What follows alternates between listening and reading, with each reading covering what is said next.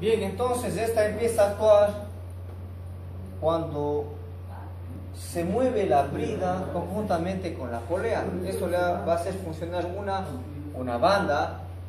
La bandita tiene movimiento con el eje y el eje está soportado sobre lo que es el rodamiento. El rodamiento también es sellado. ¿Sí? Por eso vemos de tipo doble, este rodamiento de tipo doble es sellado justamente para que el momento que ingrese el agua tenga cierta protección, pero está protegido por este elemento número 4 que es el retenedor de carbón. ¿Sí? Cuando esto ya se quema, se daña, el agua ingresa y pasa a través de eso, ¿no? Y a través de la carcasa. Y aquí tenemos siempre unos agujeritos donde nos da la posibilidad de que salga esa agua prácticamente y nos da un aviso que prácticamente está dañado el sello y esto prácticamente hay que cambiar lo que es la bomba. ¿Sí? Tenemos que cambiar la bomba. Hay que sustituir este elemento. ¿De acuerdo? Pasamos al siguiente elemento. Ventiladores.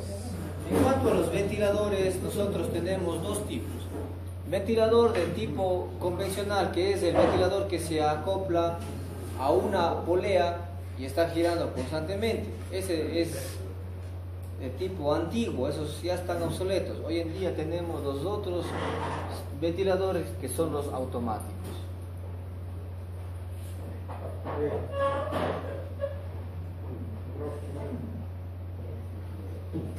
En cuanto a los ventiladores automáticos, como decía, son aquellos que están unidos al eje motor y sencillamente están girando al mismo régimen. No hay una restricción aquí de que del movimiento no hay una restricción aquí del movimiento del ventilador. Sigue girando siempre que el motor esté girando.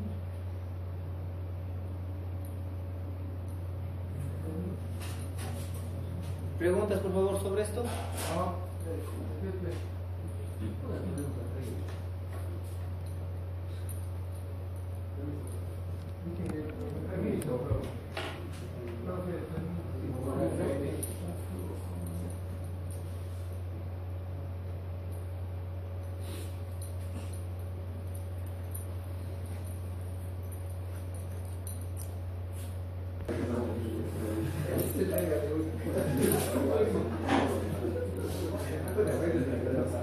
Decía que tenemos también los automáticos.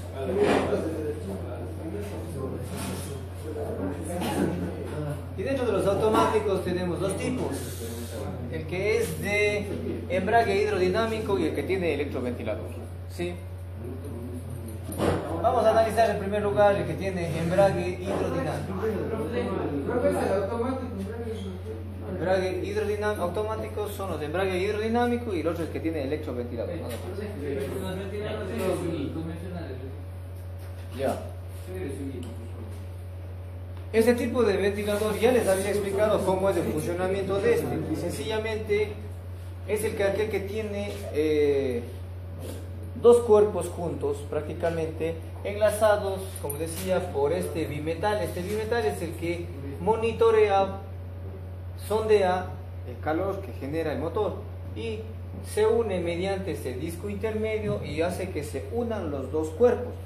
Entonces, este eje que funciona muy separado al principio, muy separado del ventilador, cuando el bimetal se une con el disco intermedio, pues prácticamente forman un solo cuerpo y empieza a moverse el ventilador. Hay que tener mucho cuidado porque, sobre todo cuando se manipula, se mete las manos, cuando el motor se está calentando, este se activa, porque en primera instancia el ventilador está como suelto, ¿sí? Está libre, pero hay un momento en que se une por el bimetal y este empieza a funcionar. Antiguamente había muchos accidentes por este asunto, porque lastimaba las manos, los dedos, cortaba los miembros de los dedos, las manos. Sí. Entonces hay que tener mucho cuidado cuando tenemos un tipo de embrague hidrodinámico. Está lleno de aceite. ¿Sí? Muy bien. Sigan, por favor.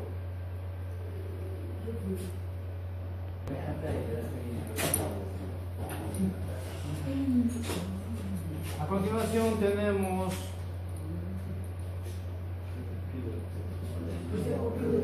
el electroventilador.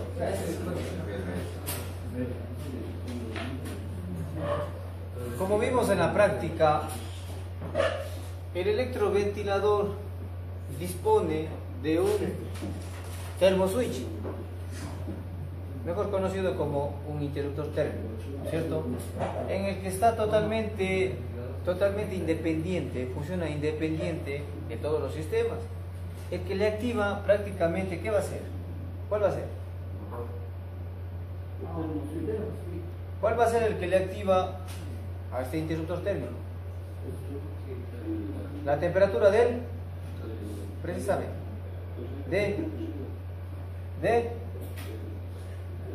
del agua, ¿sí? La temperatura que tiene el agua internamente. Habíamos dicho que una vez que alcanza una temperatura que es la que analizamos nosotros como la de funcionamiento del motor, este va a encender prácticamente, activar el interruptor térmico, activa a este ventilador durante un margen de temperatura asimismo analizado o sondeado por este mismo interruptor. Dentro tiene un captador, un trompito térmico, justamente para monitorear la temperatura. Una vez bajado ese nivel, va a hacer que se mantenga constantemente. ¿Sí? Va a hacer que se mantenga constantemente y el ventilador va a funcionar, como dije en un inicio, de manera independiente. Por eso cuando nosotros vemos que un vehículo llega a un estacionamiento, observamos que el ventilador queda encendido. Eso va a ser durante el tiempo que demore en que el ventilador enfríe alrededor y hasta llegar al nivel adecuado. ¿Sí?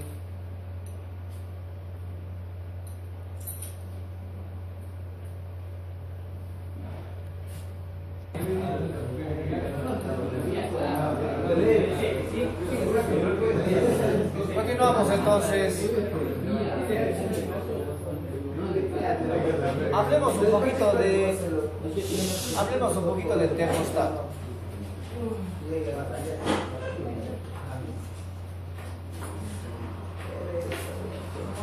Decíamos que el termostato, ¿qué cosa es el termostato? ¿Qué es el termostato?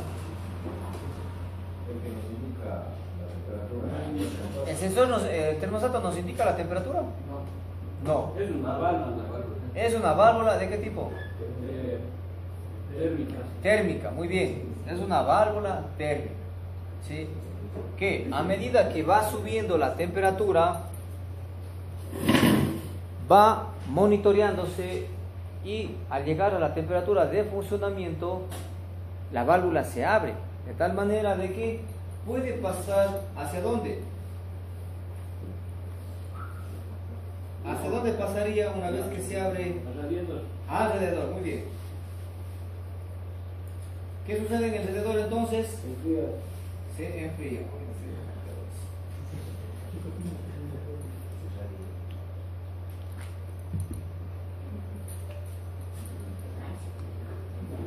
Temperatura de funcionamiento, ¿no es cierto?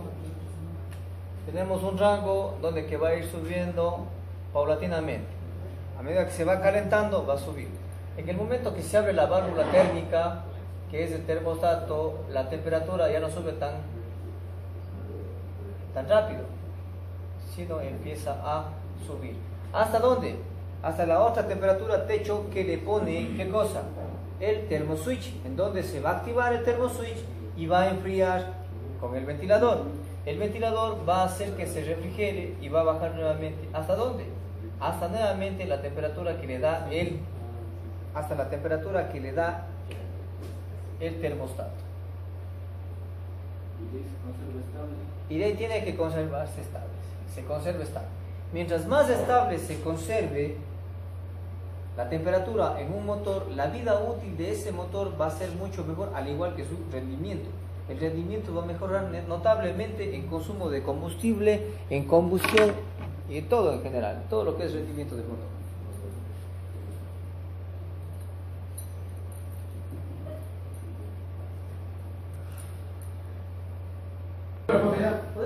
No, seguimos por favor.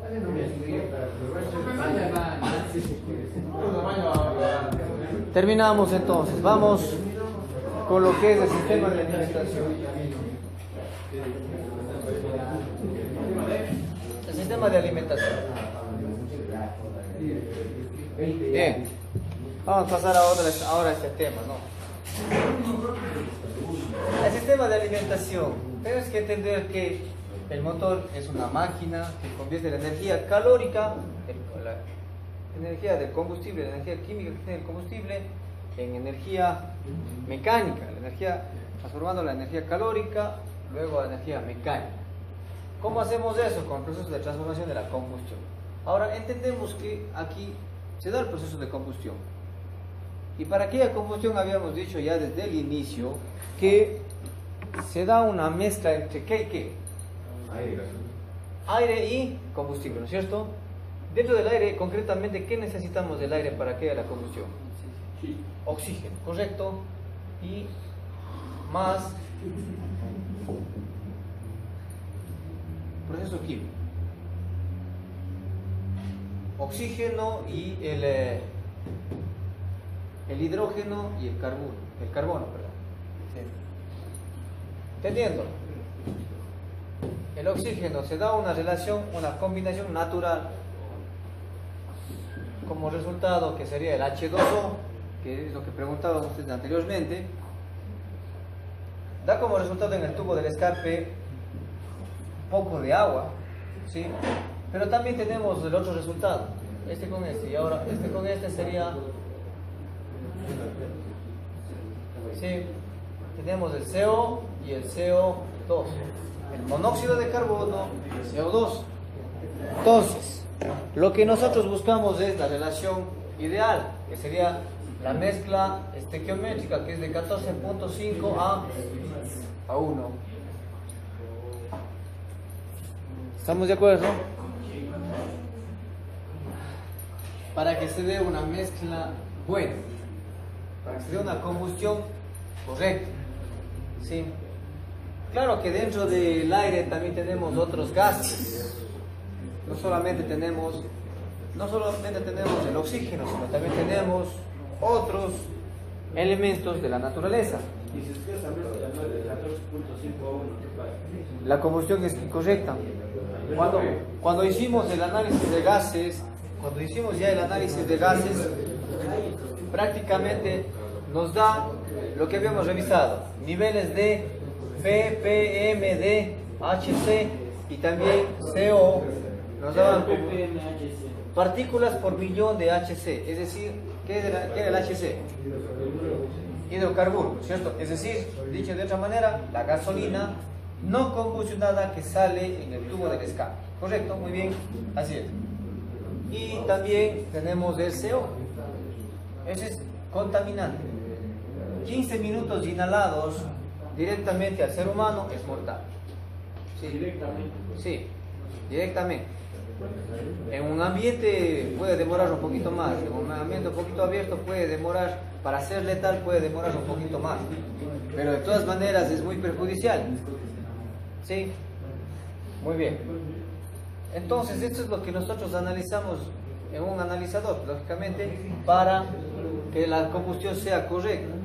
Y la relación lambda tiene que ser a 1. Si tenemos una relación de 14.5, eso sería a 1. ¿Sí? Referente a 1.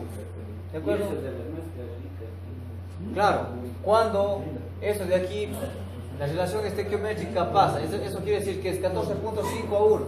14 gramos de aire con 1 gramo de combustible.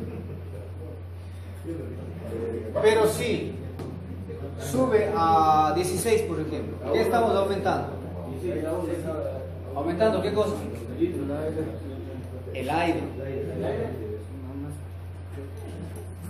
Hemos dicho que 14.5 a 1 es 14.5 de aire y 1 gramo de combustible. ¿Ya? Si decimos 16, ¿qué hemos aumentado? En cada inyección, en cada inyector.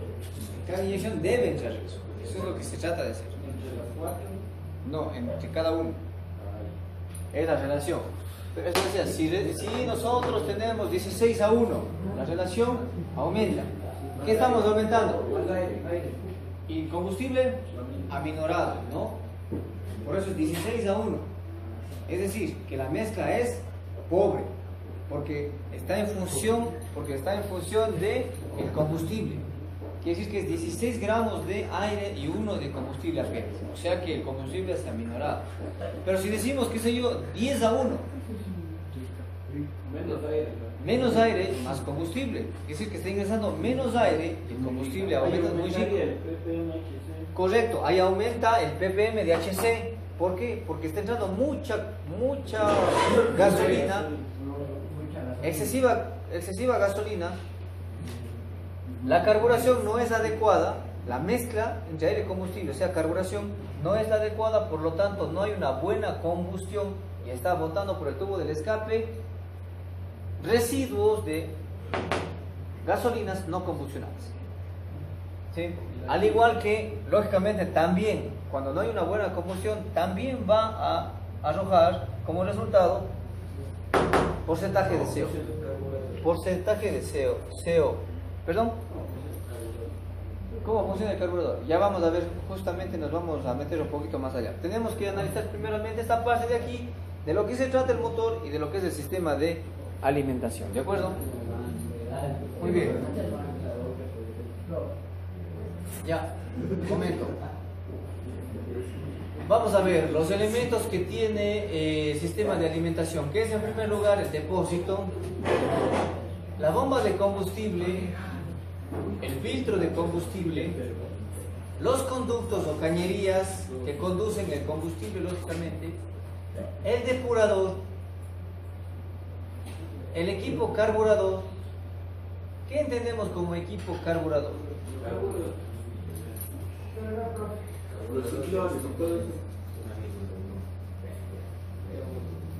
En primer lugar, definamos qué es una carburación.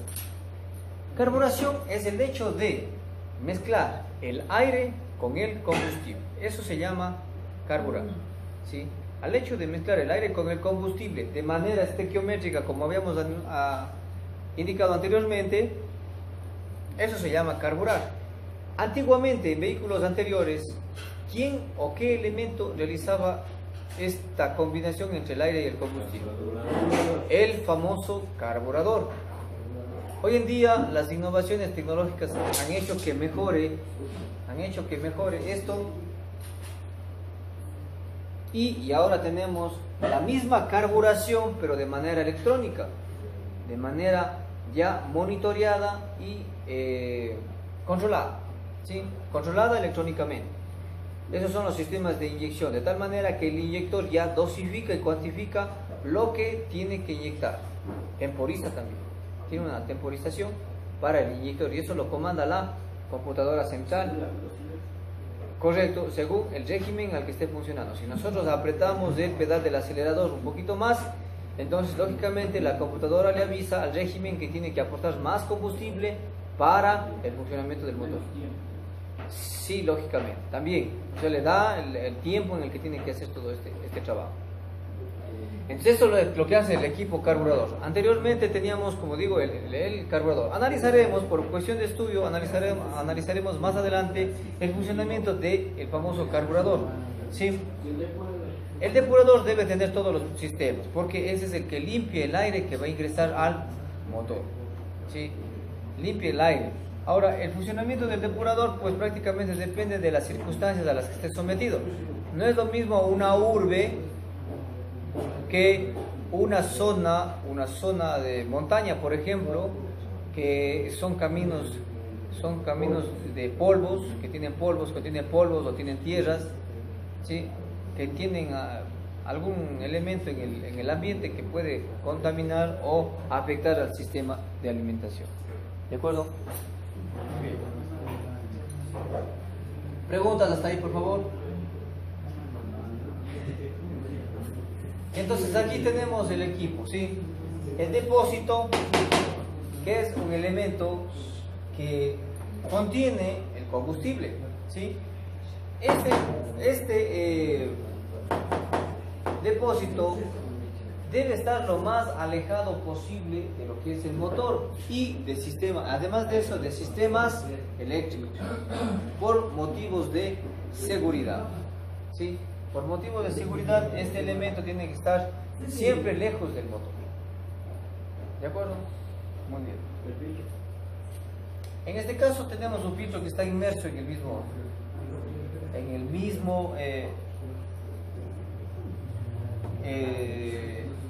depósito de combustible. Tenemos las cañerías. En este caso nosotros aquí vemos una bomba mecánica, ¿sí? La bombita mecánica.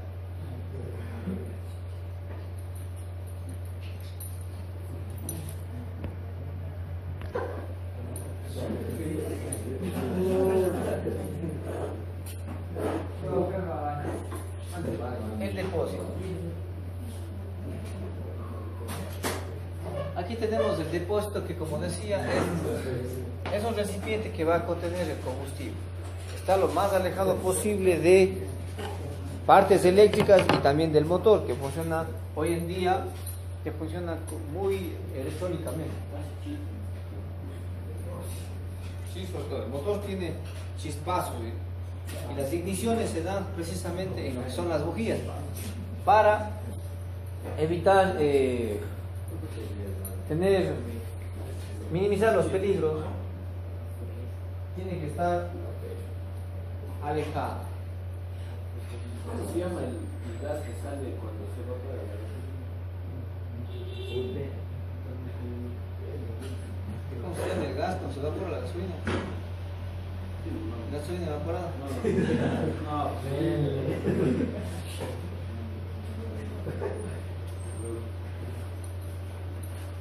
Ya, permiso, profe.